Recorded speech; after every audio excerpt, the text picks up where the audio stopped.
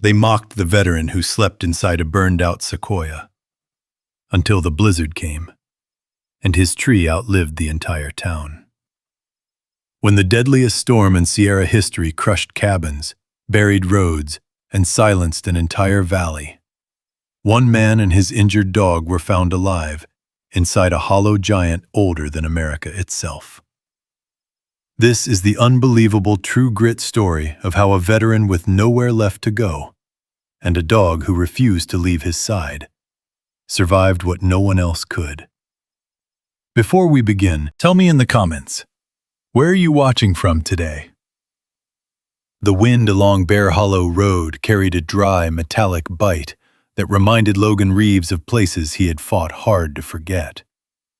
He walked with his shoulders slightly rounded forward, not from age, he was only in his mid-30s, but from the weight of years spent watching horizons that never stopped moving. At his side trotted Dakota, the German shepherd who had once served beside him overseas. The dog kept close, matching Logan's pace with the unspoken ease of two souls who had been through too much together. Late afternoon light filtered through the tall pines of the northern Sierra, crisp and gold. But the cold rode in early that season. Each breath clouded the air. Logan paused beside an old split-rail fence and took in the clearing ahead. A stretch of burnt woodland, scarred by a fire that had eaten through the valley years before. In the center stood a massive sequoia, its trunk hollowed out, blackened inside, like the shell of some ancient cathedral struck by lightning. He didn't have many choices left. A cheap shelter would save money, and a free one, well, that was even better.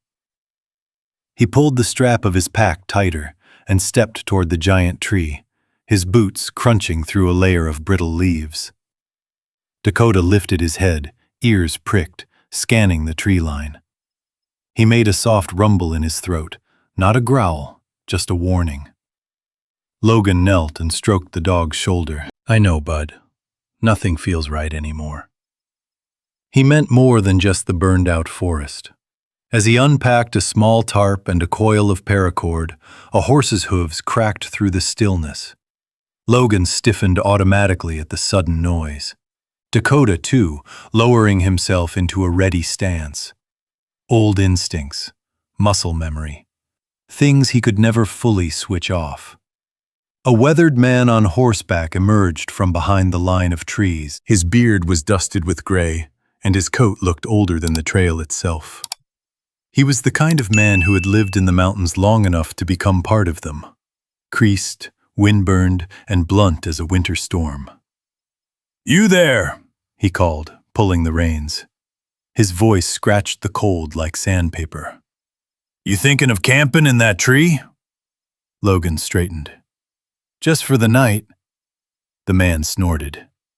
"Name's Silas Merrick. Been ranching these foothills since before you grew whiskers." His gaze drifted to the sequoia, then back to Logan. "You'll freeze inside that thing. Mudong adai hong tunai." The warning rolled out like a verdict. Logan didn't answer right away. He was used to people assuming he didn't know what he was doing, used to mistrust, used to the sideways glances when he flinched at sharp sounds or scanned exits without thinking. Used to Dakota being the only one who didn't recoil. Silas leaned forward in the saddle. "Not sure where you came from, son, but the mountains don't care. That tree's hollow because a fire gutted it. One hard wind and it'll drop. And when it drops, it won't leave much to bury." Dakota stepped forward then, positioning himself between Silas and Logan. Loyal, protective, steady as always. Silas's eyes softened a fraction. "Fine-looking dog. But he won't keep you warm when this valley hits 20 below. You got somewhere better to go?" Logan swallowed. "Not yet." The old rancher looked at him, really looked, and something in his expression shifted. Maybe pity, maybe recognition of a man who'd been carrying too much alone for too long. Then, without another word, Silas clicked his tongue and rode off down the trail, leaving only the fading sound of hooves and a warning hanging in the cold air. Logan stood still for a moment, watching the man disappear into the shadows of the pines, feeling the weight of being judged by a stranger, yet again. Feeling Dakota push his nose against his hand, grounding him.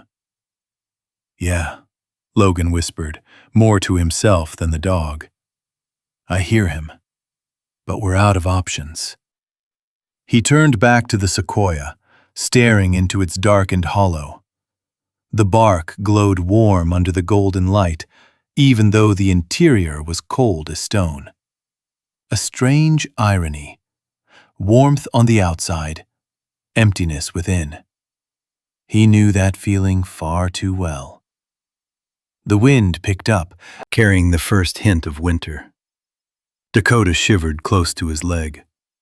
Logan knelt again, steadying the dog with a gentle touch. "Just one night," he murmured. "We get through tonight, we figure out tomorrow." But as the temperature dropped with the dying sun and the forest grew unnervingly quiet, Logan felt Silas's warning settle in his bones like the first frost of the season. A hollow tree for shelter. A veteran with nowhere to go. A storm waiting somewhere beyond the ridge, and the night closing in, faster than any of them were ready for. By morning, the cold had settled deep into the valley. The kind that crept into the seams of a man's clothes and stayed there like an unwelcome memory. Logan woke to Dakota nudging his shoulder, the dog's breath a small cloud in the frozen air. The tarp he'd hung over the hollow of the tree hadn't kept out much wind, but it was enough to get them through the night. Barely. He rubbed his palms together, feeling the stiffness in his knuckles, a familiar ache from an explosion overseas that had sent shrapnel tearing through both hands. Dakota whined softly, nudging him again. Logan smiled faintly. "Yeah, I know. Breakfast." He dug through his pack for the last of his ration bars. He broke it cleanly in half and handed one side to Dakota. The dog took it gently, though hunger shone plain in his eyes. Logan ruffled his fur. "We'll find something better today." They walked toward Bear Hollow as the sun began its slow climb, turning the frosted branches into pale gold. At a distance, the small mountain town looked inviting. Chimneys smoking, a diner's neon sign buzzing faintly. Trucks parked at angles that suggested people who'd lived there for generations. But the warmth was an illusion. Logan felt it before he stepped onto Main Street. A couple of older men outside the feed store lowered their voices as he passed. A woman pulling a sack of grain into her truck glanced at Dakota, but avoided Logan's eyes entirely. He'd felt this kind of air before. Quiet, watchful, cold in a way that had nothing to do with weather. He pushed open the door to the diner anyway, Dakota waiting outside with a firm, "Stay." The bell over the door chimed. A wave of heat rushed over him, real heat, from a wood stove in the corner. Coffee steamed from mugs lined up on the counter. He felt a momentary warmth in his chest. Maybe this place would give him a chance. A waitress in her 50s, apron clean and face kind in a tired way, approached him. "Help you, hun?" "I'm looking for work," Logan said. "Anything you've got. Dishes, cleanup. I don't need much." Her smile faltered, not rudely, but cautiously. "We're not hiring right now. Tourist season ended weeks ago." "I can work for food," he said softly. "That's all." A man at the counter folded his newspaper with a loud snap. "We got enough trouble as it is," he muttered. "Don't need strangers bringing more." The waitress shot him a look, but she didn't contradict him. Logan felt the air choke again, tight, heavy, familiar. He nodded once. "Thank you anyway." He backed out the door, letting it close gently behind him. Outside, Dakota rose instantly, brushing up against his leg as though sensing every shift in his heartbeat. Logan crouched and pressed his forehead to Dakota's. "I'm okay," he whispered, though the words tasted wrong. People aren't great with guys like me." They walked toward the ranger station next, a tall wooden building with a green metal roof and a sign that had seen too many winters. A young ranger named Holt stepped outside just as Logan approached. "Can I help you?" Holt asked. "I'm passing through," Logan said, "looking for part-time work. Trail maintenance, fire line clearing, anything." Holt studied him, too long. "You ex-military?" "Yes, sir." "That why your dog's trained like that?" Logan nodded. Holt shifted, uncomfortable. "Look, I'm sure you're a good man, but we've had trouble up in the foothills. Equipment theft, illegal hunting, folks hiding off-grid. My supervisor's real jumpy about anyone we don't know personally." "I'm just asking for a chance," Logan said. Holt sighed. "I can't do it. Not this season. Sorry." There it was again, the invisible wall, built from rumors, fear, misunderstanding. Whatever it was, Logan couldn't climb it. He tried to thank Holt anyway, but his throat tightened. Dakota pressed closer, sensing every tremor inside him. By noon, the sky was iron gray, and Logan found a quiet place behind the abandoned lumber shed on the edge of town. He sat with his back against the weathered wall, Dakota settling beside him with a soft thump. The wind rattled loose boards overhead, making Logan flinch. A sharp crack echoed, just a board shifting under the gust, but his breath seized in his chest. His vision tunneled. Somewhere far away, Dakota barked, short and urgent. Logan squeezed his eyes shut, fighting the rising panic. The dust in the air was suddenly desert sand. The wind was suddenly a blast wave.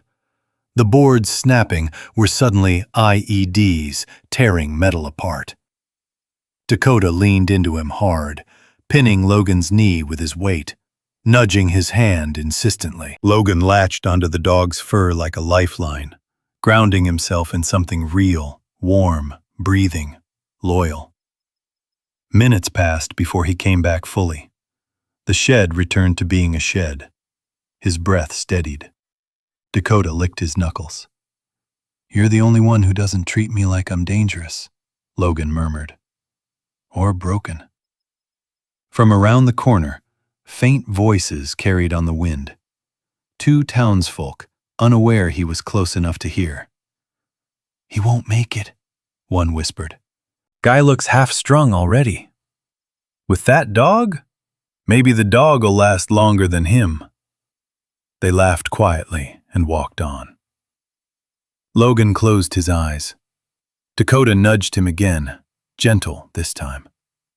Logan exhaled, long and slow, letting the sting fade. "We'll move on soon," he said. "Just need somewhere to land for a bit." But the Sequoia, the hollow giant standing alone in the burned-out grove, pulled at the edges of his thoughts. It wasn't safety, but it was something. Something solid, something available, something that didn't judge him.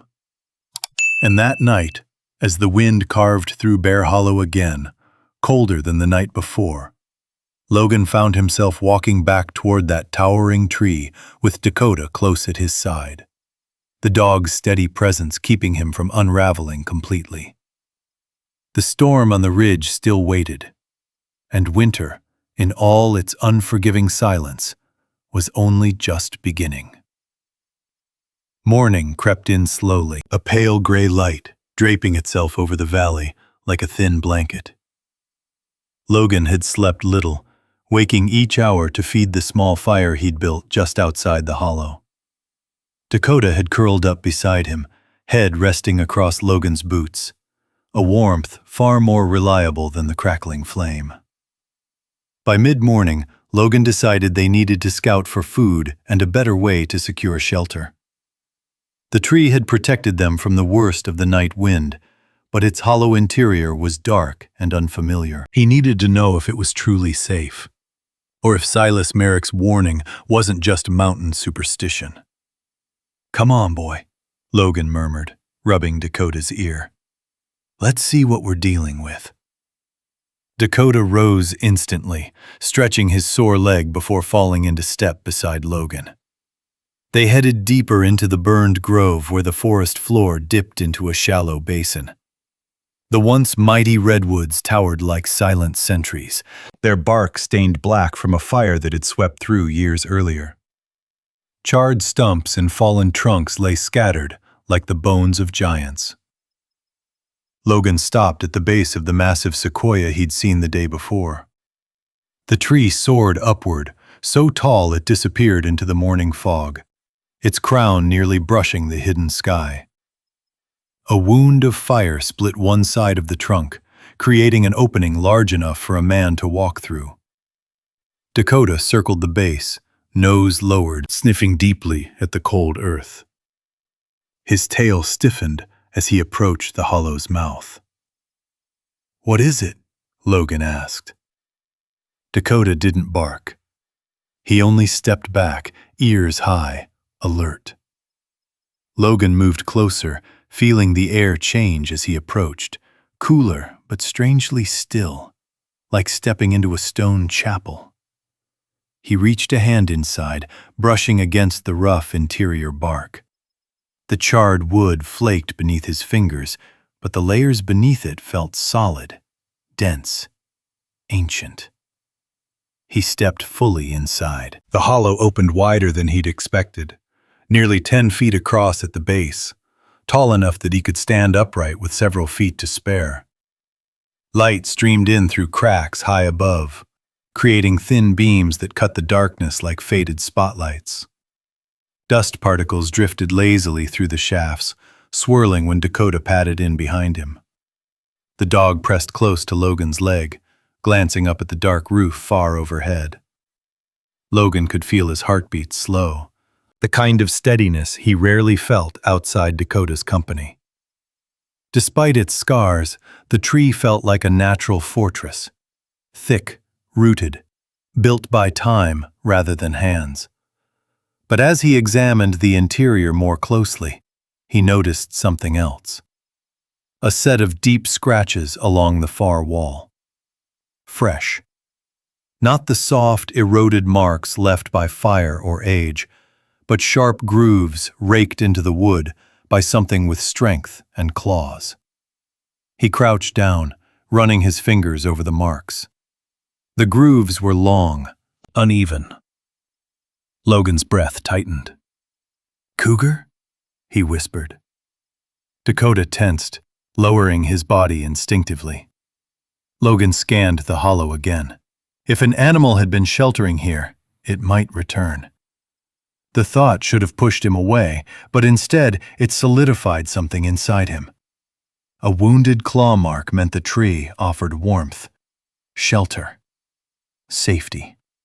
If the wild sought refuge here, then it meant the shelter worked. Still, he moved carefully, checking every inch of the interior. No bedding of leaves, no fresh scat, no strong scent. Whatever had been here had passed through, not stayed. Winter would drive animals elsewhere, down valley, closer to farms and livestock. Up here was too barren now.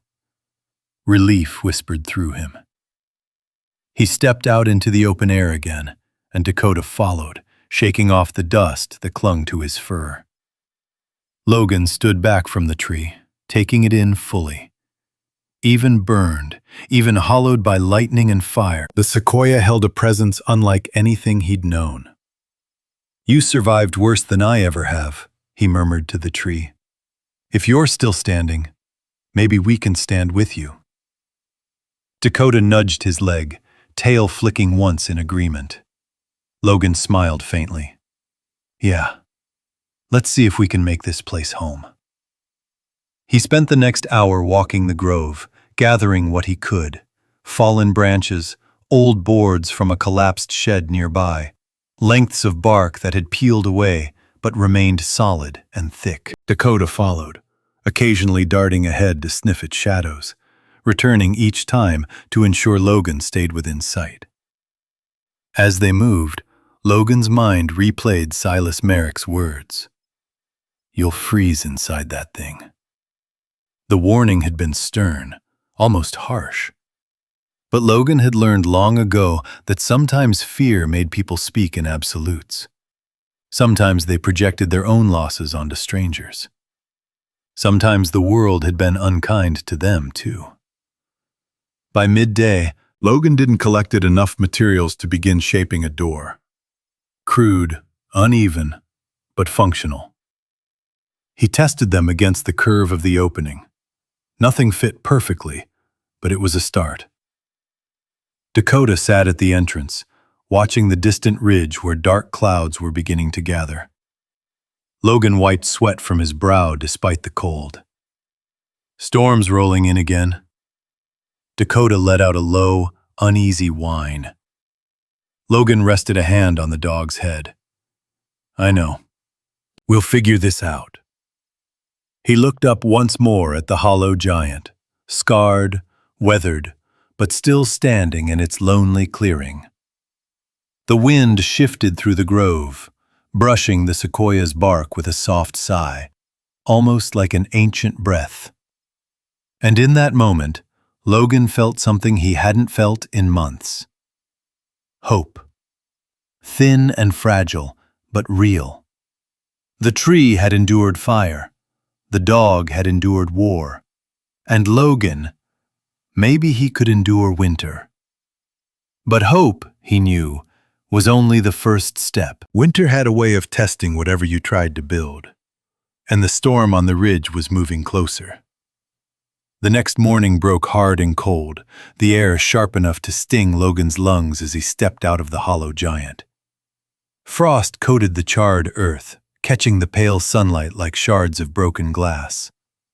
Dakota trotted ahead, his breath steaming in small white bursts as he scanned the tree line with trained precision.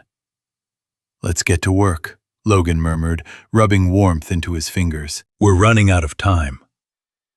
He'd survived barracks with no roofs, desert nights colder than steel, and outposts built from whatever scraps soldiers could scavenge. But building a winter shelter from a burned-out tree trunk was a new kind of challenge. Still, the Marine in him kicked in naturally. Assess, adapt, act. He set out the materials he'd gathered: planks weathered by years of storms, thick slabs of fallen bark, pine boughs, and a few metal hinges he'd found rusted near the abandoned lumber shed. Dakota settled nearby, ears twitching at every shift in the wind. Logan measured the tree's opening with an old paracord line, making marks in the dirt. The doorway wasn't a clean shape. It curved unevenly, carved by fire and softened by time. The bark around it was thick, almost like layered fabric, each fiber holding warmth the way quilts used to in his childhood home. He remembered his mother wrapping him and his brothers in blankets after long sledding days in Montana, her hands always warm despite the cold. He pushed the memory aside. Too much warmth just made the cold inside him feel sharper. He laid the planks together and began binding them with strips of bark, weaving them the way he'd been taught to braid cord in the Corps. It wasn't pretty, but it was solid, and the weight of the door would help keep out the wind. He carved notches at the top and bottom so the door could wedge against the natural contours of the tree. Dakota suddenly growled, low, stiffening. Logan looked up sharply. "What do you see?" The dog wasn't looking outside. He was staring at the far wall of the tree again, where the claw marks had been. The light from above made them clearer now, the edges still raw. Logan approached, kneeling to examine them more carefully. "Mountain lion," he said under his breath. "Passing through, maybe." Dakota stayed alert, tail still. "It's okay," Logan soothed. "You would have smelled if it came back." Dakota's ears eased back into a neutral posture, but he didn't fully relax. It was enough for Logan to know the dog would keep guard as he worked. By midday, he'd managed to lift the door into place. It didn't fit perfectly. Small gaps allowed wind to thread through, but he filled them with mud and pine sap, smearing the mixture with his palms until the cracks sealed. It reeked of resin, thick and sharp, but it worked. After an hour, when the wind picked up, the hollow stayed warmer than before. "Better," Logan murmured, running a hand over the surface. "Still not good enough." Dakota barked twice, short, encouraging. Logan chuckled softly. "Yeah, I know. One step at a time." He gathered pine boughs next, layering them across the uneven floor. Memories of sleeping on sandbags in makeshift shelters flickered in his mind, the scent of dust and gun oil mixing with fear and adrenaline. He forced the images away. This place smelled of earth and sap, not war. He wanted it to stay that way. By late afternoon, his hands were blistered and raw, but the interior of the hollow looked almost like a room now. A rough bed of pine, a corner cleared for a fire pit outside, and a doorway sealed well enough to block the worst of the wind. Still, as he stepped out to collect more wood, he caught voices drifting up the slope. "Is that the veteran? He's making a nest in that burned tree?" A man chuckled. "Guess some folks really do lose it after the military." Logan froze for one breath, then another. Dakota stiffened, sensing the shift in him. Logan kept his eyes on the ground. "Let it go," he whispered to himself. "Let it go." He didn't turn around, didn't want to see their faces. It was easier not to let anger root in his chest again. He and Dakota went deeper into the forest, where fallen branches lay beneath patches of unmelted snow. Logan used the back of his knife to split smaller ones. Each strike echoed across the empty slope, steady, rhythmic. Dakota sniffed nearby, alert but calm. But the farther they walked, the more the air thickened with unease. Birds had fallen silent. The wind whispered sharply across the ridgeline. Snow clouds churned darker than before. Dakota growled again, this time not at claw marks, but at something distant, unseen. Logan scanned the hillside, fingers tightening around the knife's handle. But there was no movement, no shape in the shadows. "It's just the storm," he told himself. "Nothing else." Still, he kept Dakota close as they returned to the tree. By sundown, Logan finally stepped back and surveyed the shelter. It wasn't comfortable, not even close, but it was something. A shield against winter that was better than sleeping under open sky. He lit a small fire outside and cooked a piece of dried meat he'd saved, handing half to Dakota. The dog ate quietly, keeping his eyes on the dark woods. "Yeah," Logan said softly. "I know you're worried. I am too." Inside the hollow, the tree creaked once, a deep, old sound that echoed like a tired breath. Logan listened, steadying himself.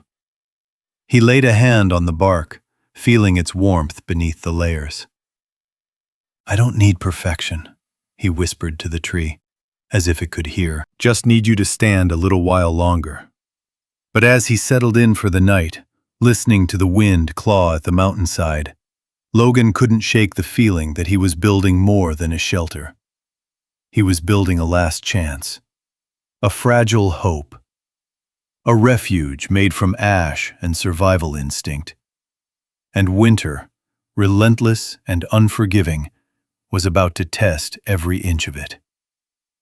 The next morning dawned gray and hollow. The kind of sky that made the world feel smaller, heavier. Logan woke stiff and cold, the faint warmth trapped inside the Sequoia fading as soon as he stepped outside. Dakota stretched beside him, shaking frost from his coat. The dog's ears twitched, alert to something Logan couldn't yet hear. "Easy," Logan murmured. "Probably just deer moving down the ridge." But Dakota didn't relax. Logan scanned the clearing. Quiet, empty, still.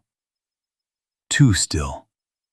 He gathered his tools and stepped toward the woodpile, intent on splitting enough firewood to last through the night.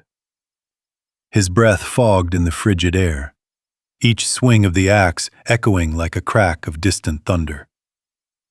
Dakota paced the tree line, sniffing the wind, tail stiff. Logan wiped sweat from his brow despite the cold. "What's got you spooked?" That's when he heard it. Boots crunching over hardened snow, slow and deliberate. Dakota's growl rolled deep from his chest. A man emerged from the trees, broad-shouldered, wearing a heavy canvas jacket stained with grease and sawdust. His beard was thick, darker than the storm clouds building overhead. His eyes were sharp, calculating, and hard. "Morning," the stranger said, though his tone carried none of the warmth the words suggested. Logan lowered the axe, but didn't set it down completely. "Can I help you?"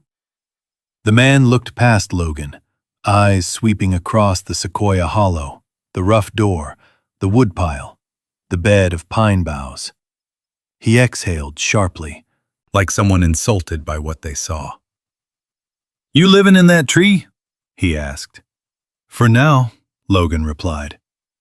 The man laughed, a single derisive bark. "Name's Reed Garrison. I run the harvesting crew up the ridge. These woods, they're about to be company land. Timber rights, permits filed and paid for. Meaning this spot you're standing on, it's practically mine." Logan felt Dakota shift closer, protective. "I didn't see any signs." "Don't need signs," Reed said, stepping closer. "Need respect. And right now, you're on property you shouldn't be on." Logan kept his voice calm, steady. "I'm not cutting anything down. Just trying to stay warm." Reed's gaze slid to Dakota. "That your dog?" "Yes." "Smart-looking animal." Reed tilted his head. "Be a shame if something happened to him. Woods are full of traps, snares, predators." A cold anger stirred in Logan's chest.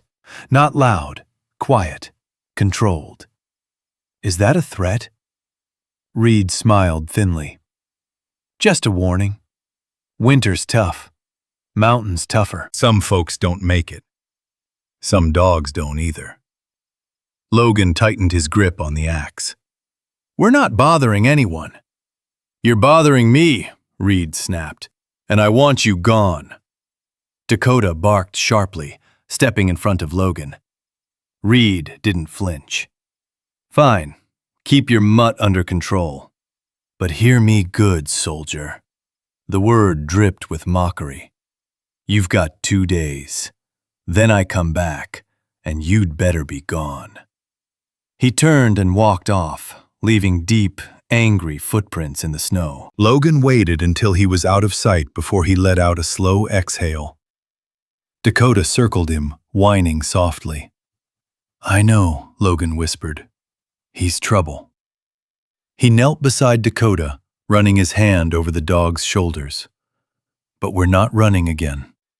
Not this time." They spent the rest of the day gathering wood deeper in the forest, staying quiet, alert. The clouds thickened above them, heavy with the weight of the storm that hadn't yet broken. Logan worked until his fingers burned, until he could barely lift another branch. Late afternoon, as they followed the trail back toward the Sequoia, Dakota froze. Ears high, nose pointed to a thicket of brush ahead. "What is it, boy?" Logan whispered. Dakota shot forward suddenly, barking harshly. Logan dropped his bundle of wood and ran. Dakota yelped, a sound sharp and agonized. Logan's heart stopped. He crashed through the brush and found Dakota thrashing in the snow, front leg caught in a steel-jawed trap. The metal teeth clamped cruelly around his paw, blood dripping onto the white ground. "Dakota!" Logan dropped to his knees, adrenaline burning through him. The dog whimpered, trying to pull away, shaking in pain. Logan's hands trembled as he forced the trap open. The metal resisted, biting deeper before finally giving way. Dakota collapsed against him, panting hard, trembling. Logan inspected the wound, deep but not shattered. He tore strips from his undershirt, wrapping the leg gently, whispering soft, steady words. "It's okay, I've got you. I've got you." Dakota pressed his head into Logan's chest, trusting him without hesitation. Logan lifted his gaze to the forest. These traps weren't random. They were placed, deliberate. Reed's words echoed ominously. Some dogs don't make it. Logan swallowed hard. Dakota had saved his life more times than he could count. He wouldn't let this valley, or its men, take the dog from him. Carrying Dakota in his arms, Logan made his way back to the Sequoia. The tree's hollow glowed faintly with the last light of day, a fragile promise of warmth and safety. He laid Dakota gently on the pine bedding, started a fire outside, and sat beside him long into the night. Dakota lifted his head, licking Logan's hand weakly. "We're staying," Logan whispered, voice steady but fierce. "I don't care who tries to push us out." Outside, the wind began to howl, rattling the trees as darkness swallowed the valley. The storm on the ridge finally began its slow descent, carrying with it the first flakes of a long, brutal winter. And for the first time since arriving in Bear Hollow, Logan understood.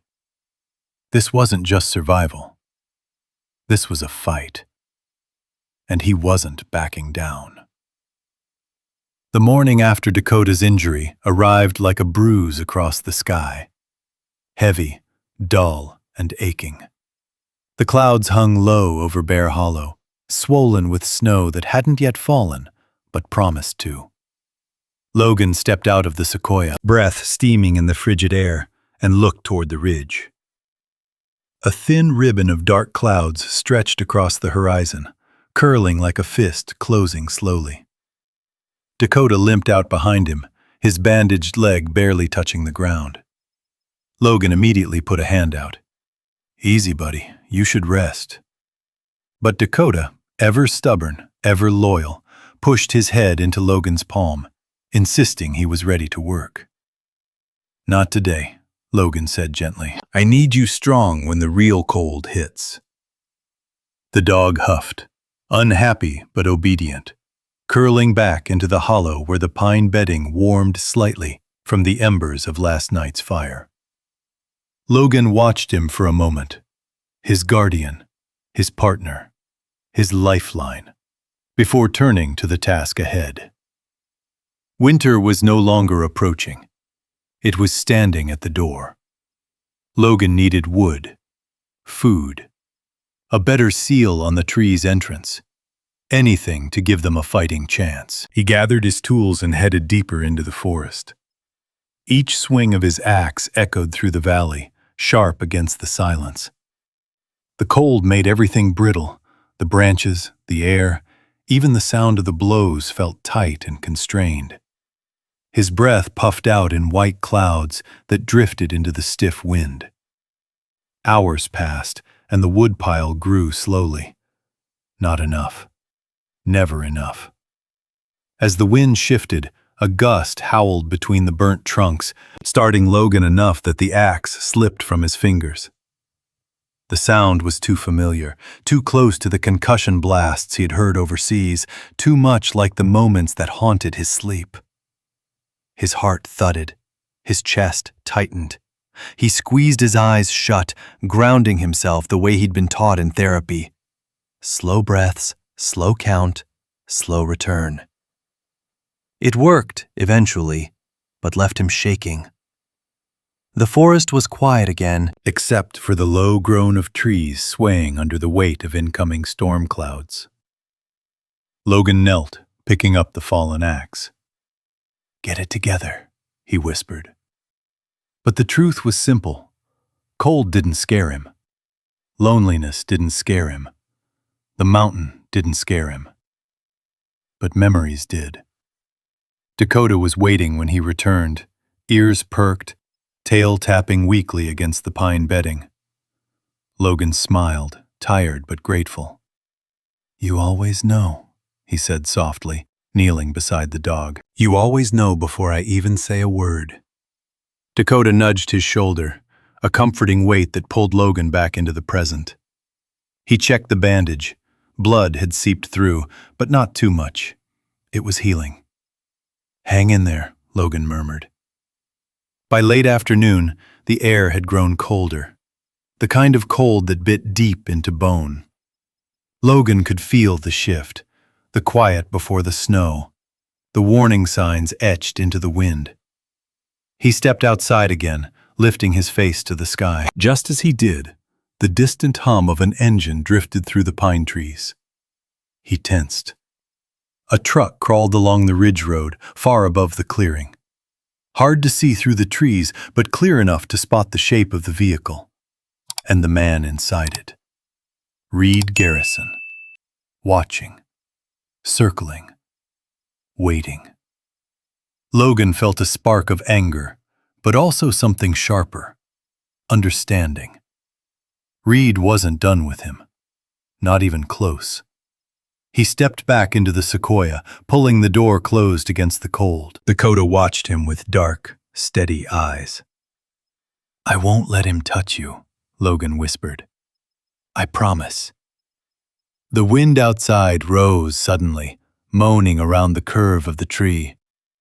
Logan felt the temperature drop sharply, winter tightening its grip. He added more branches to the small fire at the entrance, heat flickering weakly across the hollow. He ate a small meal of dried beans and jerky, sharing pieces with Dakota. The dog's tail thumped gratefully, though his eyes remained fixed on the entrance. By evening, the sky had transformed into one unbroken slab of gray. Each gust of wind carried a new weight, colder, denser, sharper. Logan stepped outside once more, scanning the ridge, the valley, the tree line. Snowflakes drifted down slowly, one by one at first. Delicate, almost peaceful. The first sign of a storm was always beautiful. Deceptively so. A shout echoed from down the slope, sharp enough that Logan snapped instantly toward it. "Storm coming," a voice called from somewhere down the trail. "Big one. Biggest since '99. Logan felt the words settle into him like ice. This wasn't the usual winter front. This was something else. He walked back into the Sequoia where Dakota waited, sitting upright despite his injured leg. "We're almost out of time," Logan whispered. "We might not get another day." Dakota pressed against him, the warmth steady, grounding. Logan placed a hand on the dog's head, feeling the familiar comfort of that touch. "We'll make it. We will." But even as he said it, he knew tomorrow would be harder, and the next day harder still. Night fell fast, swallowing the valley in a blue-gray haze. Snow fell heavier now, thick flakes piling on the branches, muting every sound. Logan sealed the door again, using whatever fabric and bark he could pack into the gaps. The fire burned low, heat radiating unevenly across the hollow. Logan lay beside Dakota, listening to the wind hammer the mountainside like a warning. Outside, the world shifted into a new rhythm, one shaped by snow, cold, and the promise of a storm bigger than any he'd faced since the war. And as Logan drifted into a restless sleep, Dakota lifted his head, ears twitching toward the distant ridge where thunder rolled. Not from the sky, but from the storm pushing hard across the Sierra. Tomorrow would change everything, and neither of them were ready. Not yet. Before dawn, the world felt unnaturally still. Too still, as if the mountains were holding their breath.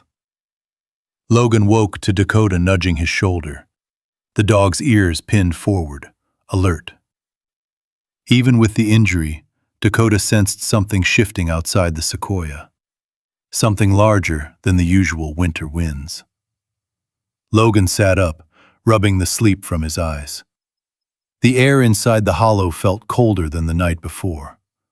The fire had burned down to faint embers, glowing softly against the blackened walls. "You hear it too?" Logan whispered. Dakota let out a low rumble in response. Logan bundled his coat tighter and pushed open the door. The moment the crack widened, the wind slammed into him like a physical force, sucking the breath out of his lungs. Snowflakes whipped sideways, not drifting but striking like sand in a desert storm.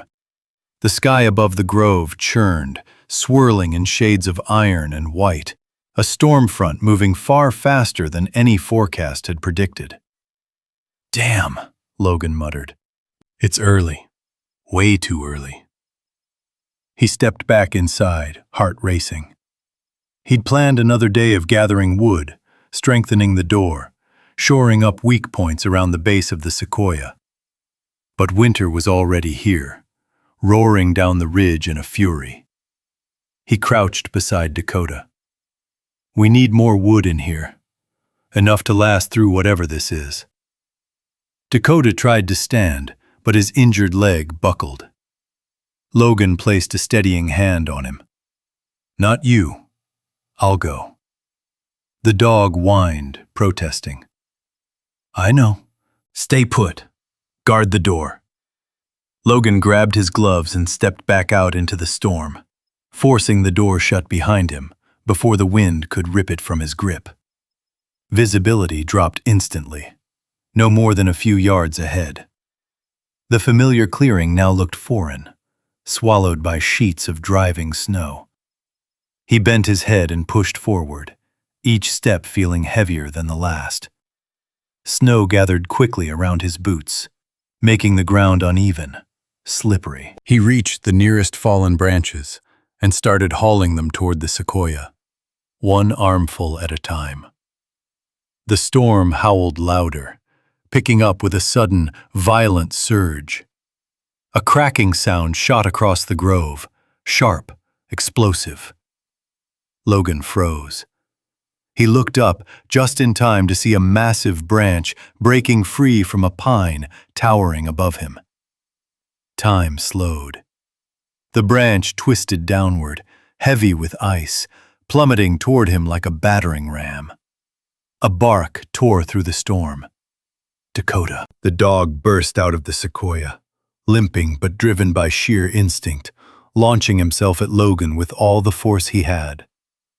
The impact knocked Logan sideways, sending him crashing into the snow. Dakota tumbled with him. The branch slammed into the ground exactly where Logan had been standing. Snow exploded around them. Logan gasped, heart pounding. "Dakota!" He scrambled toward the dog.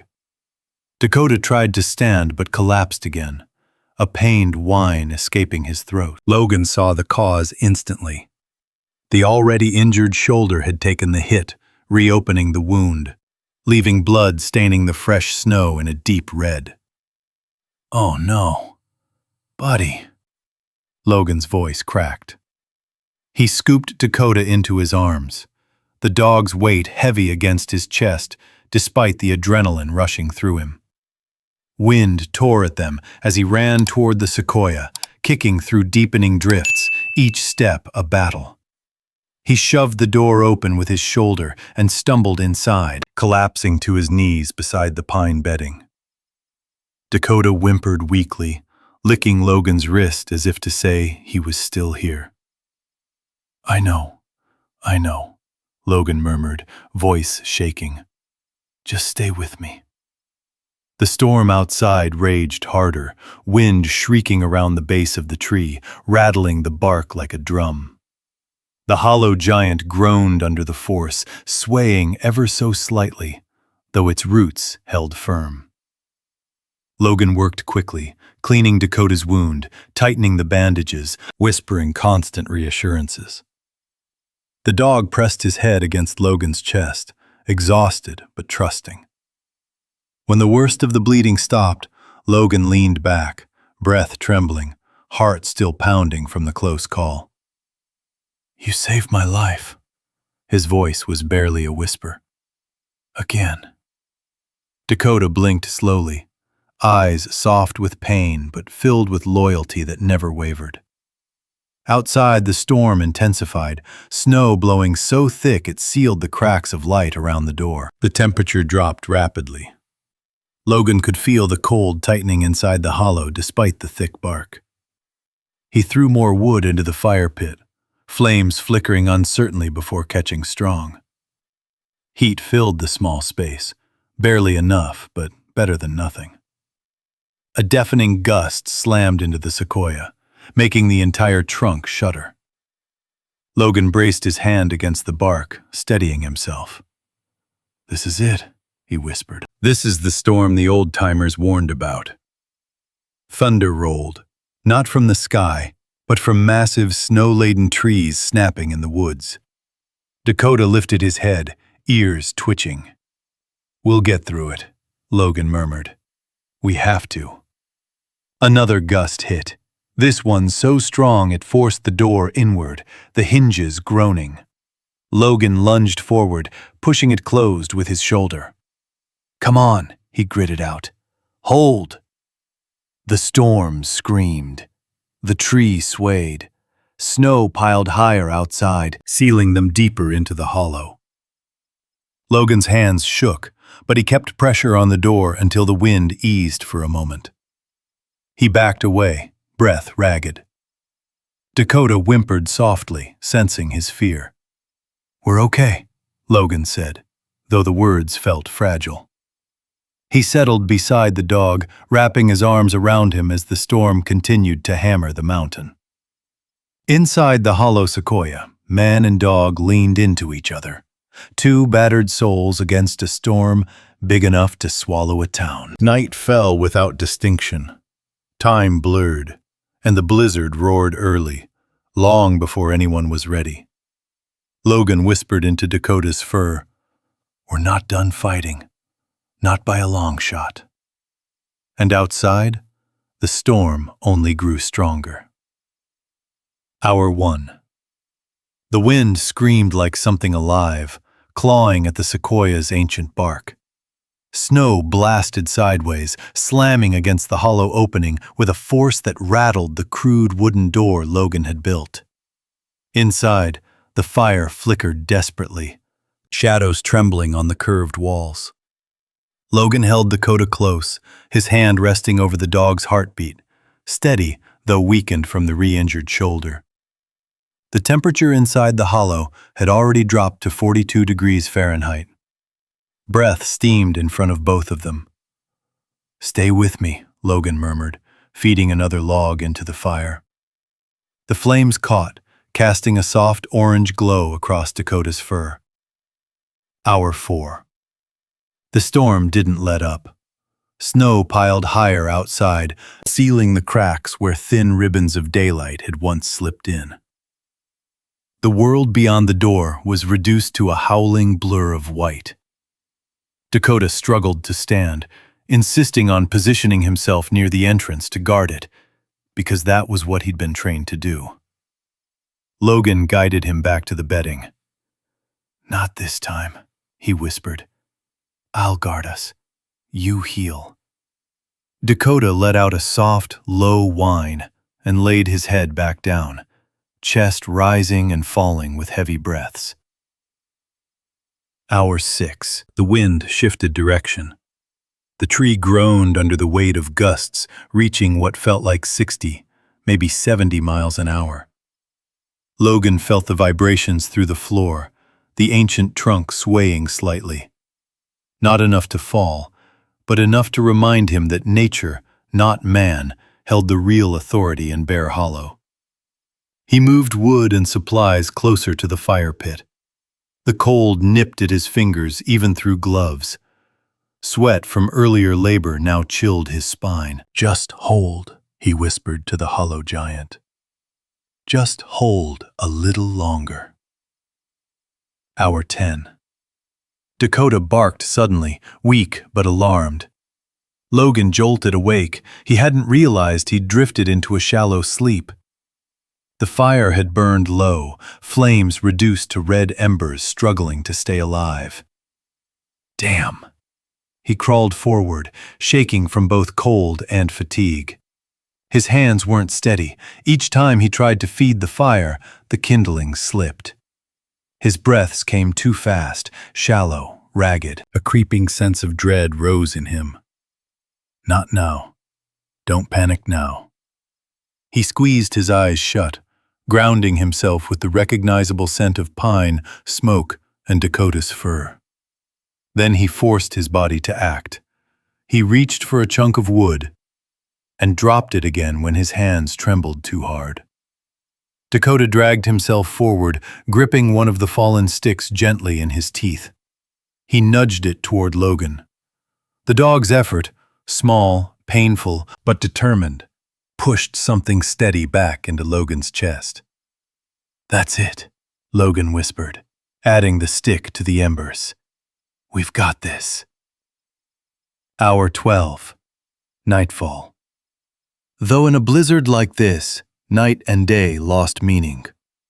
The temperature had dropped again to 38 degrees Fahrenheit. Logan could see his breath clearly now. The Sequoia held warmth far better than any cabin would have, but the storm outside was powerful, relentless.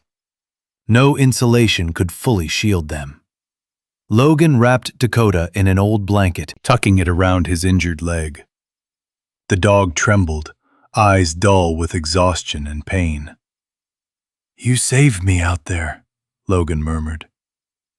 "You keep saving me." Dakota pressed his muzzle weakly against Logan's wrist in reply. Hour 18. Logan woke shivering uncontrollably. A throbbing ache pulsed in his temples, chills rolling across his spine. He tried to stand but nearly fell. His breath came out in short bursts. The fever had begun. He pressed the back of his hand to his forehead. Too hot. Much too hot. "No, not now." Dakota sensed the shift instantly, raising his head, whining softly, nudging Logan's arm. "I'm okay," Logan lied, grabbing the nearest wood. It felt heavy in his hands. Too heavy. He forced it into the stove. The flame brightened, licking upward, spreading heat that took the bite out of the air. But Logan sagged back, chest heaving. Dakota crawled shakily across the pine bedding and lay down beside him, curling his body around Logan's side, sharing what little warmth he had. Hour 24. The storm outside hit its peak.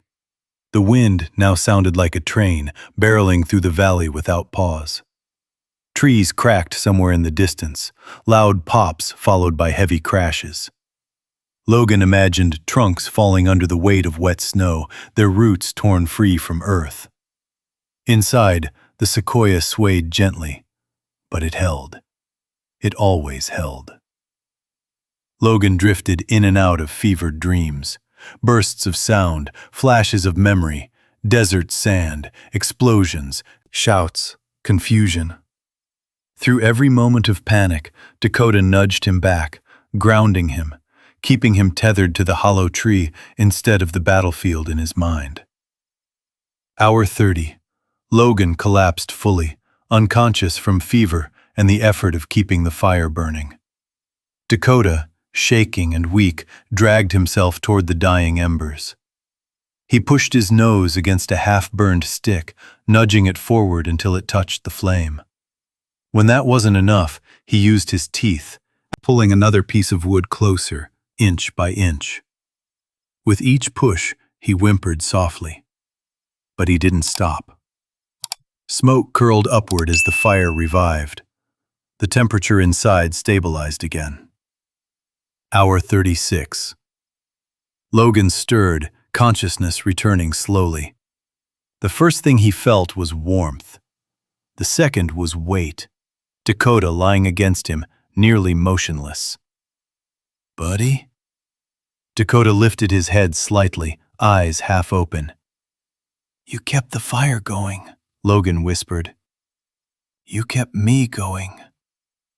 Hour 42. The wind began to weaken. The storm, once deafening, now roared less. It was still strong, but no longer primeval, no longer carrying the bone-deep violence that had hammered the valley for nearly 2 days. Logan fed the fire again, hand steadier now, though his body still ached. "We made it this far," he whispered. "Just a little longer." Dakota leaned against him weakly, breath warm but shallow. Hour 48. Silence. A silence so sudden and absolute that Logan opened his eyes in confusion. No wind, no pounding snow, only the faint crackle of embers and Dakota's soft breathing beside him. The world outside had gone still. The blizzard, after 48 hours of unrelenting assault, had finally exhausted itself. But Logan didn't move toward the door. Not yet. He stayed right where he was, fingers buried gently in Dakota's fur, whispering a single promise. "We're alive, both of us, and we're not done yet." For a long time, the hollow sequoia held only the soft crackle of embers and the faint, ragged breathing of man and dog. After 2 days of unbroken terror, the sudden quiet felt unreal, like waking from a nightmare, only to discover the world hadn't fully returned. Logan finally pushed himself upright, his muscles trembling with exhaustion. His fever had broken sometime in the last hour, his skin slick with sweat instead of chilled from within. The air inside the hollow remained painfully cold, but the cruel edge of the blizzard was gone. He leaned down and stroked Dakota's head. "Let me check the door. I'll be right back." Dakota didn't move. Logan froze. The dog lay stretched on his side, breath so faint it barely lifted his chest. His eyes were closed, his paws curled inward, body worn down from pain, blood loss, cold, and the relentless determination to protect Logan long past what his injury should have allowed. "No," Logan whispered, touching the dog's rib cage, feeling for the rise and fall. A faint movement, small, shallow, but there. Dakota wasn't gone, just spent. Dangerously so. Logan's throat tightened as the memories poured in uninvited. Memories of other brothers in arms who'd lain too still after storms overseas. Though the circumstances were different, the helplessness was the same, slicing him open. He pressed his forehead gently against Dakota's. "I'm right here. You're not leaving me. Not today." For the first time since the storm began, Logan let himself break, just a little. His voice cracked, trembling. "You saved my life out there. Again. You hear me? You don't get to quit on me now." Dakota's ear twitched faintly at the sound. That tiny reaction hit harder than the wind ever had. Logan exhaled shakily. "There you are. That's my boy." He stoked the fire until flames grew strong, filling the hollow with enough heat to warm the air by a few degrees. Not much, but enough to matter. Enough to keep Dakota's body from sliding further toward hypothermia. Then Logan crawled to the door. Snow was packed tight against it, so thick the usual halo of daylight didn't bleed through the edges. The storm hadn't just battered the grove, it had buried it. He pushed. The door didn't budge. Logan shoved harder, bracing his shoulder, feeling the muscles along his back strain. Still nothing. He stepped back, breathing hard. "We're snowed in," he muttered. Dakota opened one eye at the sound of his voice. Logan forced a calm he didn't feel. "Don't worry. It's just snow. We've handled worse." He grabbed a piece of firewood and used it like a lever, wedging it between the bark and doorframe, pushing, twisting, angling. The packed snow gave a little, barely an inch. The smallest sliver of light broke through. Cold air flooded in, sharp as needles. But it was still light. It meant they weren't sealed forever. He pried at the snow for several minutes, creating a narrow opening large enough to confirm the blizzard's retreat. A wall of white extended upward, 10 feet tall at least, blocking the entrance completely. Only the faintest suggestion of sky tinted the top edges of the snowdrift. "Later," Logan muttered. "We'll dig out later." Right now, Dakota needed him more.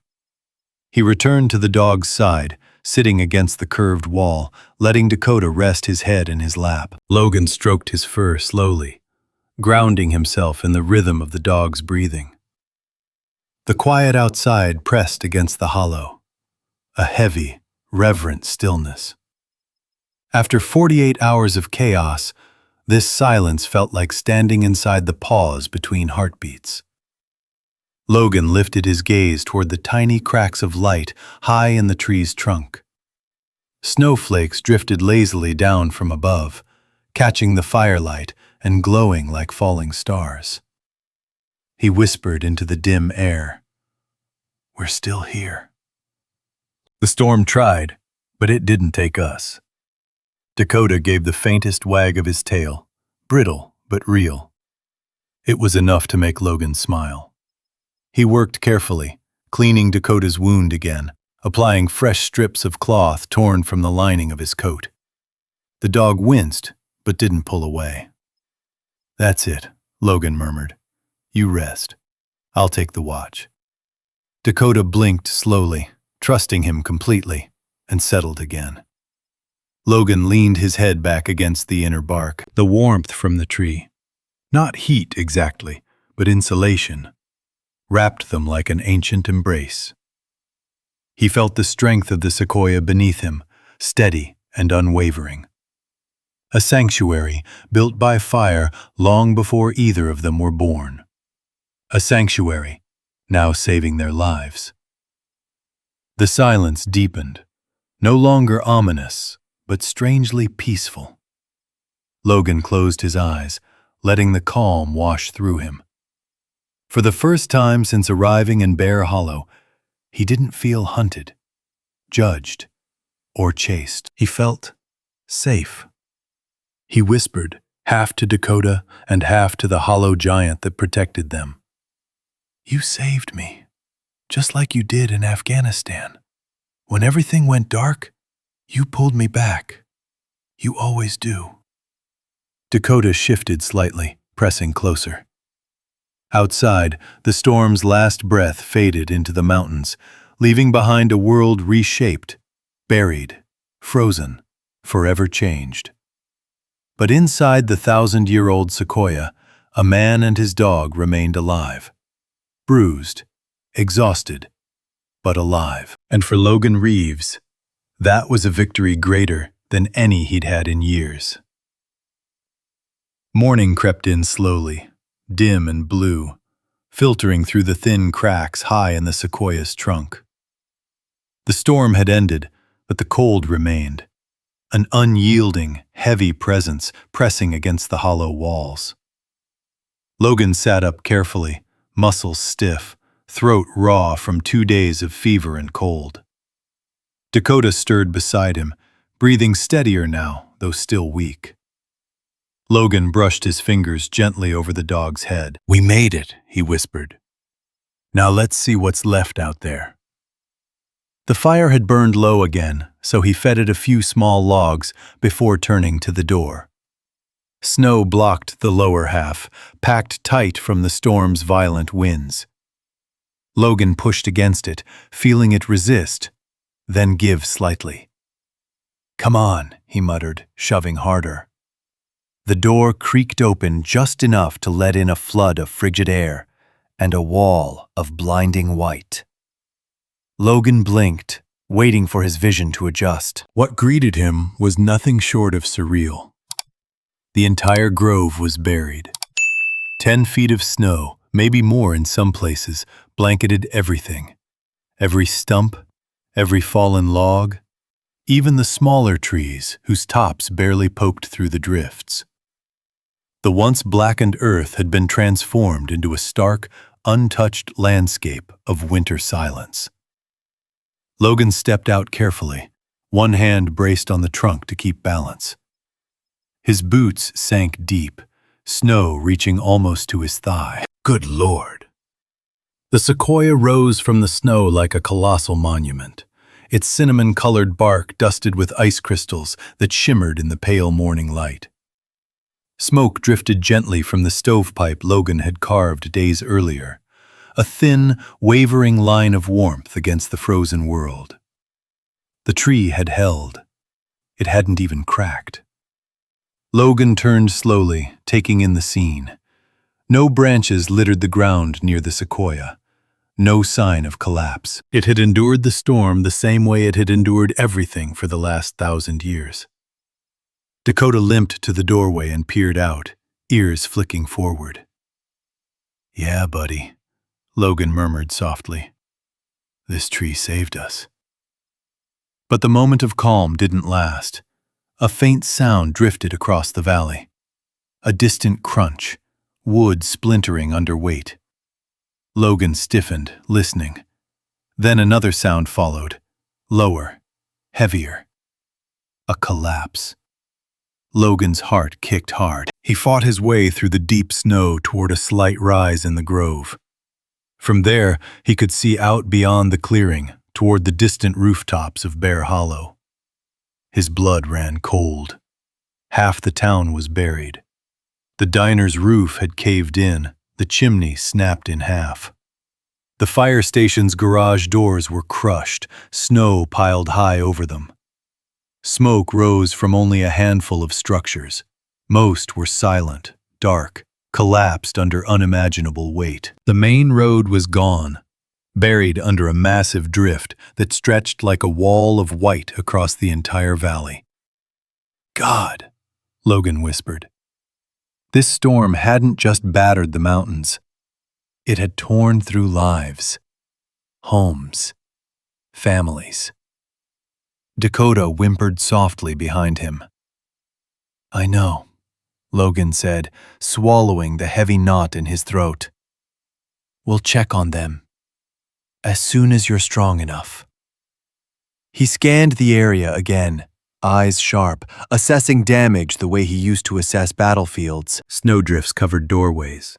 Entire cabins lay flattened. A barn lay half swallowed, its frame bent and broken. But what caught his attention next wasn't in the town. It was closer. Deep in the snowfield, near the old lumber road, something jutted out. Metal. Bent. The end of a vehicle. Recognition hit instantly. Reed Garrison's truck. Logan trudged forward, fighting the snow that clung to his legs. Dakota barked sharply as he saw Logan veer away, but Logan raised a hand. "Stay. I'll be back." It took several grueling minutes to reach the wreck. Reed's truck was half buried, the front end crushed under a downed pine. Glass glittered in shards over the snow. The driver's side door was jammed inward, mangled by the tree's fall. "Reed!" Logan called out. "You hear me?"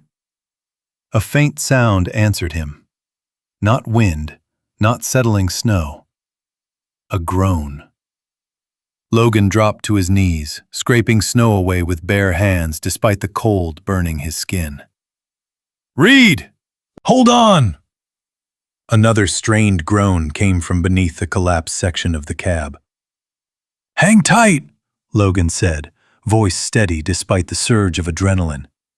"I'm right here." He shoved more snow aside, revealing Reed Garrison pinned between the steering wheel and the caved-in metal. Reed's face was pale, streaked with blood. His breaths came shallow and uneven. "Well," Reed rasped, eyes unfocused. "Didn't expect you'd come looking." Logan grabbed hold of the bent metal doorframe. "Save your breath. We're getting you out of here."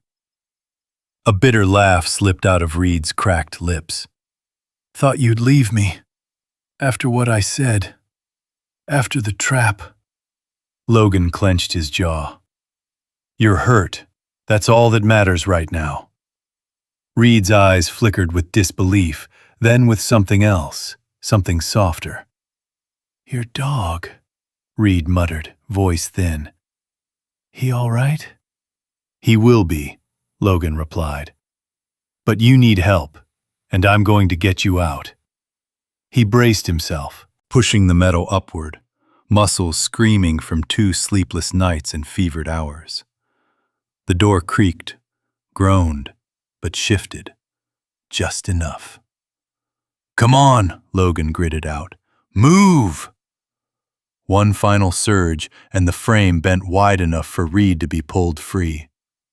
Logan grabbed him under the arms and dragged him from the wreck, Reed crying out in pain as his injured leg twisted.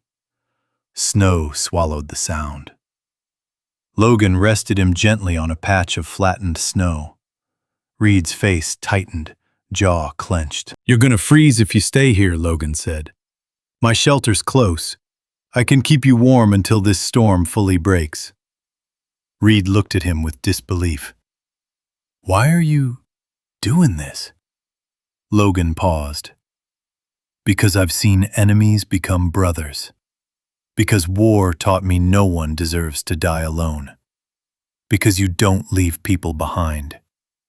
But he said simply, "Because I've been saved by someone I once thought was the enemy, and I know what second chances look like."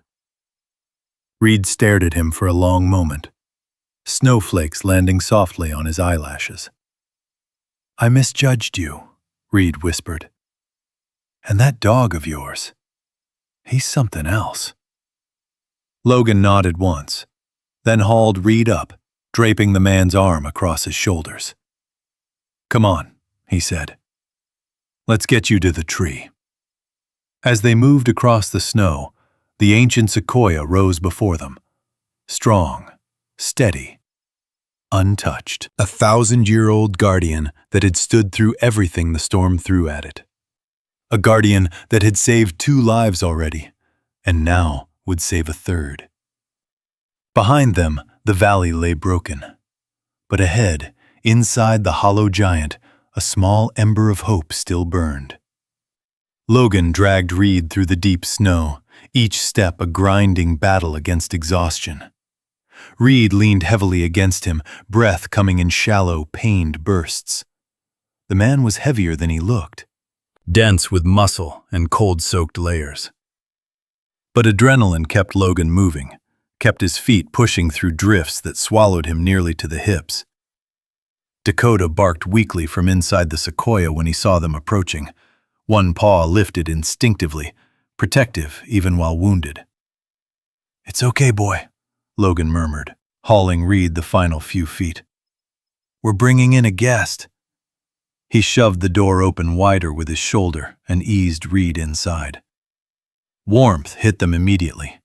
Weak warmth, but enough to thaw the bite of the wind. Reed collapsed onto the pine bedding, wincing as pain shot through his trapped leg. Dakota limped closer, sniffing Reed with suspicion. Reed managed a tired smirk. "Didn't expect to be meeting you like this, fella." Dakota blinked, then gently rested his chin on his uninjured paw, watching Logan for cues. "He's hurt," Logan told Dakota softly. "Just like you." Dakota's ears eased. The dog settled, though he kept his eyes on Reed in a quiet show of rank.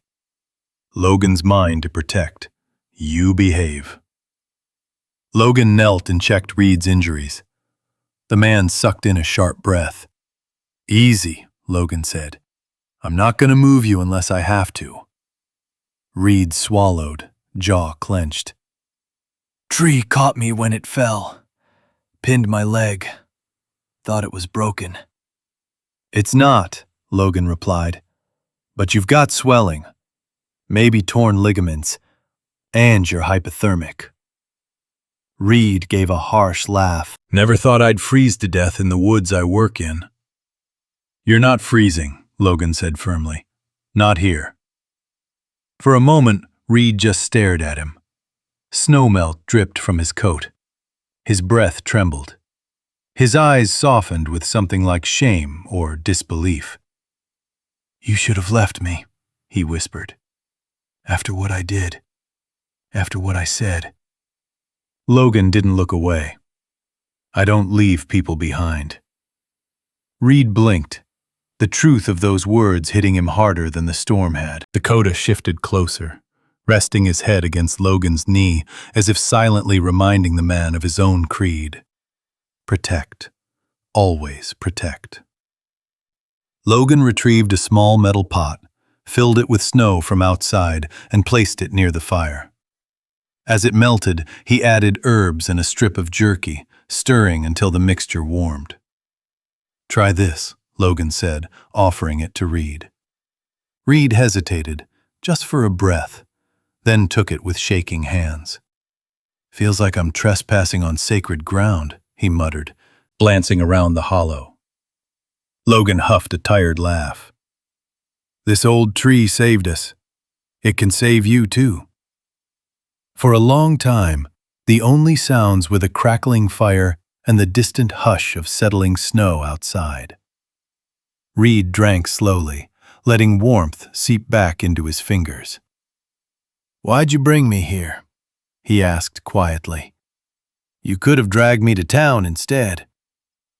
The town's half buried, Logan replied. Roofs collapsed, roads blocked. No telling who made it, or didn't. Reed's expression fell. I've lived here 20 years. Never seen a winter blow in like this. Changes everything, Logan said. Changes people, too. Reed stared into the fire. I gave you hell. Tried to scare you off. Set those traps to keep folks from poking around my side business. He exhaled roughly. Should have known better. Should have been better. Logan didn't answer right away. He reached down, running a hand over Dakota's fur, feeling the slow rise and fall of the dog's breathing. Reed swallowed. I crossed the line messing with your dog. Didn't expect him to save your hide in return. Logan's voice softened. Dakota saved me more times than I can count. He doesn't keep score. And today, neither do I. Silence stretched between them. But for the first time since meeting Reed, it wasn't hostile. It was something else. Something close to humility. Reed looked up again. Why save a man who threatened you? Logan considered his words. Memories flickered behind his eyes. Sandstorms, explosions, shadows moving too fast in foreign streets. And one particular moment, one that still lived in his bones. Because once, Logan said quietly, I was pulled out of the fire by someone I thought was my enemy. I learned then that a man is more than his worst day, more than his worst choices. Reed stared at him, stunned. Dakota lifted his head slightly from the bedding and let out a soft sigh, as if punctuating the lesson. Outside, daylight brightened slightly behind the thick wall of snow. The storm had ended, but the cold remained fierce. Logan added more wood to the fire, the flames curling upward, throwing warm hues across the curved bark walls. You're safe here, Logan said. Stay until you're strong enough to move. Reed looked around the hollow giant, awe breaking through the pain. Thing didn't budge in the storm, did it? Not an inch. Reed let out a low whistle. Whole valley's fallen apart. But this tree, he shook his head. Hard to believe it's real. It saved us, Logan replied quietly. All three of us. Reed nodded slowly. Guess I owe it, and you, more than I can pay. Logan shook his head. Just rest. Reed sank deeper into the pine bedding, eyelids drooping. Before he drifted off, he glanced once more at Dakota. Your dog. He's the bravest thing I've ever seen. Dakota thumped his tail once, weak but deliberate. Logan couldn't help but smile, and for the first time since the storm hit, he felt something flicker through the weight in his chest. Not hope, not yet, but the beginnings of trust, in others, in himself, and in the ancient giant sheltering them. Outside, the valley lay broken. Inside the hollow Sequoia, 3 lives, unlikely companions, shared its strength. And for the first time in many winters, Bear Hollow was beginning to change. The storm had passed, but its scars remained etched across the valley, like the aftermath of a battle. Logan stepped out of the Sequoia at first light, pushing through the narrow tunnel he had carved in the snow. The cold air hit him sharp, but it no longer carried the violence of the blizzard. Instead, it carried something quieter. Mourning, maybe. Or simply the weight of survival. From the ridge, he saw what he'd already feared. Bear Hollow was nearly unrecognizable. Cabins lay crushed under tons of snow. Barn roofs split clean down the center. Beams snapped like toothpicks. The main road was buried beneath a wall of white taller than a truck. Smoke rose from only 2 chimneys, thin, weak threads that spoke of life holding on by its fingernails. Beside him, Dakota pushed his head gently against Logan's hand, tail wagging once. His bandaged leg trembled, but his eyes were bright. Alive. Stronger today than yesterday. You're a miracle, Logan whispered, scratching behind the dog's ear. This whole valley should have met you sooner. Behind them, Reed Garrison limped out of the Sequoia, leaning heavily on a makeshift crutch Logan had carved from a fallen limb. Reed squinted at the destruction. I knew it was bad, he said hoarsely. Didn't know it was this bad. Logan nodded. The town needs help. Reed let out a low groan. And I've spent years picking fights with half the people who live down there. Then today's a good day to start fixing that, Logan replied. Dakota barked softly, as if in agreement. Together, they made their way toward town. Slow at first, with Reed hobbling, Dakota limping, and Logan carving steps into the snowpack with each stride. But as they descended, they heard voices. Distant at first, then clearer. Over here! Dig through that side! Watch for collapse! The people of Bear Hollow were emerging from the wreckage, faces worn but determined. Neighbors climbed over broken roofs, shoveling through snow, calling out for anyone trapped. When Logan appeared at the edge of the street, someone shouted, "It's him, the veteran in the woods!" Others turned, faces filled with surprise, relief, disbelief. Silas Merrick stepped forward from the crowd, his coat dusted heavily with fresh snow. His voice carried the weight of a man who'd seen more winters than he cared to count. "Well, I'll be," Silas muttered, eyes sweeping over Logan, Dakota, and Reed. "You 3 look like ghosts who walked out of the storm itself." "We lived," Logan answered simply. Silas studied him, Really looked at him, then nodded slowly. That hollow tree didn't fall, did it? No. It held better than anything else in the valley. Silas turned to the others. You hear that? The man lived inside a burned-out sequoia, and it stood while our houses cracked like old boards. People murmured, some skeptical, others amazed. Logan stepped forward. Listen, there are more storms coming this winter. If that tree survived, others might too. We need shelters in the forest. Places people can escape to when the next blizzard hits. Martin Graves, the town's hardware owner, limped forward, beard heavy with frost. You sayin' we build homes inside dead trees? I'm saying, Logan replied. The forest already built some. We just have to use them. Reed cleared his throat, drawing the town's attention. He's right, Reed rasped. Tree saved my hide, too. If he hadn't found me, I'd be under that truck still. Or worse. Silence washed over the group. Reed continued, voice steadying.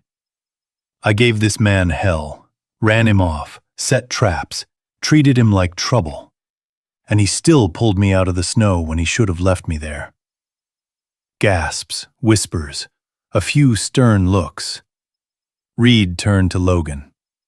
I owe you, and this town owes you too. Logan shook his head. I didn't do it for debt.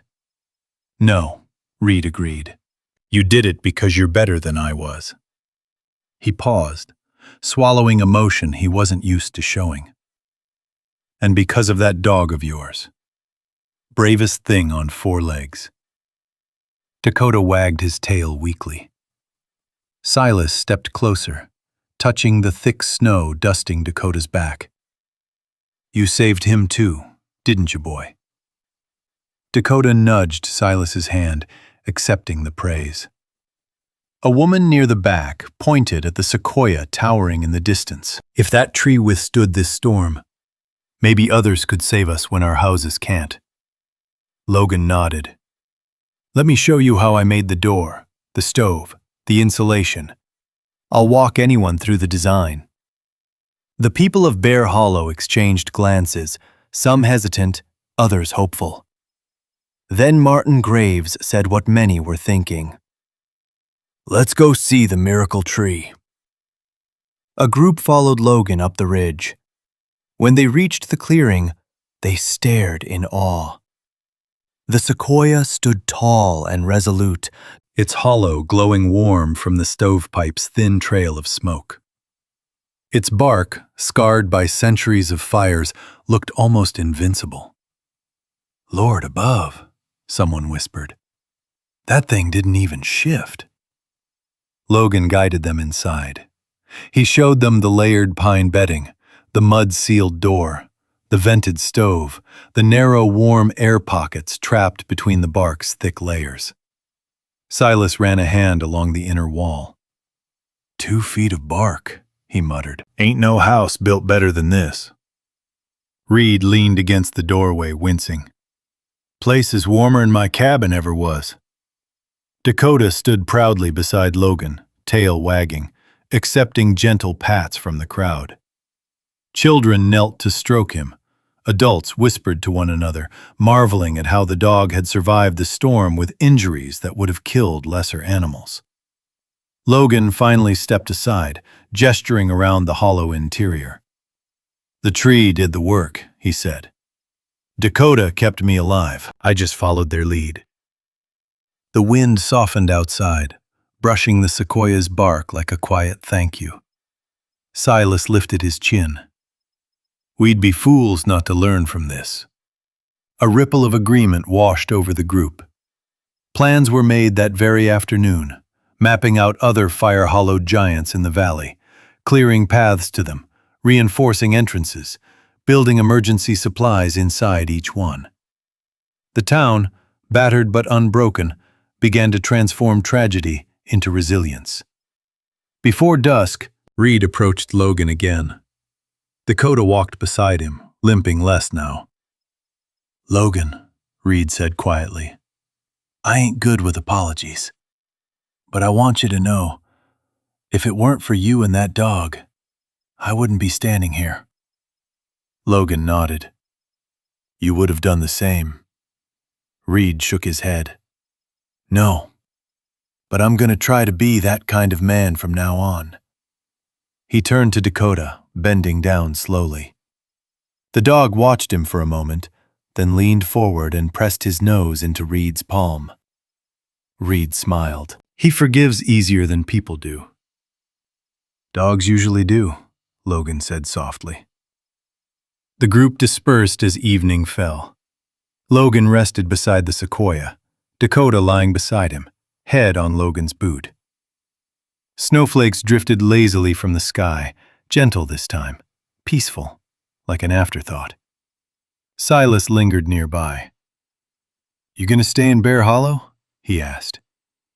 Logan looked at the hollow giant, at Dakota, at the valley below struggling to stand again.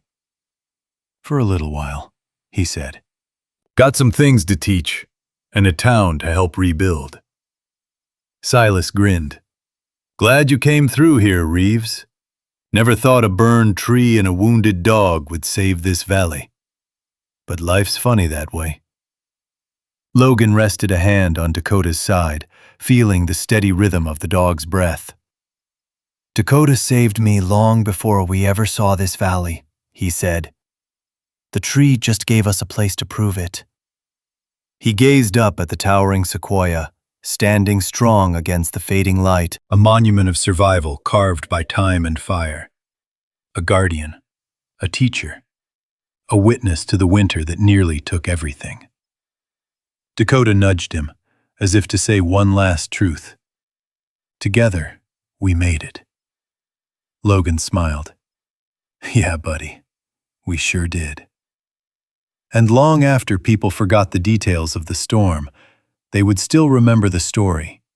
How a veteran, a brave dog, and a hollow Sequoia stood when an entire town fell. And how that ancient tree, older than memory, became the shelter that saved them all. If this story moved you even a little, drop a simple comment below. Just type 0 if you felt the courage, or 1 if Dakota's loyalty hit you right in the heart. Your comment helps this story reach more people who need a little hope today. And if you want to follow Logan and Dakota into the next adventure, make sure to subscribe and turn on notifications. We've got more powerful stories of grit, loyalty, and survival coming your way. See you in the next chapter.